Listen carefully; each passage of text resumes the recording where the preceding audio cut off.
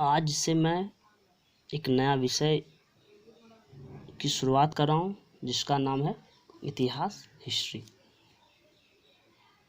इतिहास के विषय में मैं आपको बहुत गहराई से बताऊंगा। पहले तो आप यह जान लीजिए, प्राचीन कहानियों का संग्रह ही इतिहास है। प्राचीन कहानियों का संग्रह ही इतिहास है।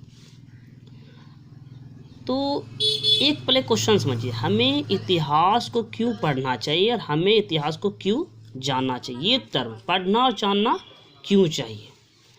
तो इतिहास हमें अतीत की जानकारी देता है। क्या? अतीत यानी पास्ट। इतिहास हमें अतीत की जानकारी देता है।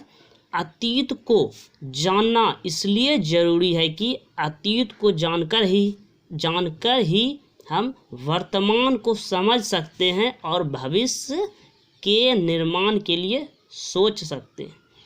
इतिहास मानव समाज की सामूहिक स्मृति माने याद है।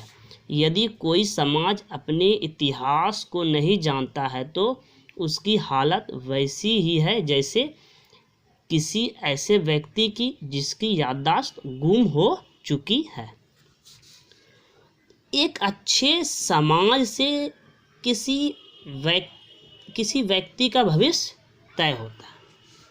तो इतिहास का संबंध ही अतीत, हम आपको शुरू में बता दें, अतीत इतिहास का संबंध ही अतीत से है। ठीक। तो अतीत यानी पास्ट, वर्तमान यानी प्रेजेंट, भविष्य यानी फ्यूचर, तीनों को समझना जरूरी है। तो मनुष्य क्या है? मनुष्य एक सामाजिक प्राणी है। तो हम भी जानते हैं, आप भी जानते हैं, हम भी जानते हैं, मनुष्य क्या है? एक सामाजिक प्राणी है। तो मनुष्य एक सामाजिक प्राणी है। तो हम सभी समाज में रहते, एक समाज का हिस्सा है।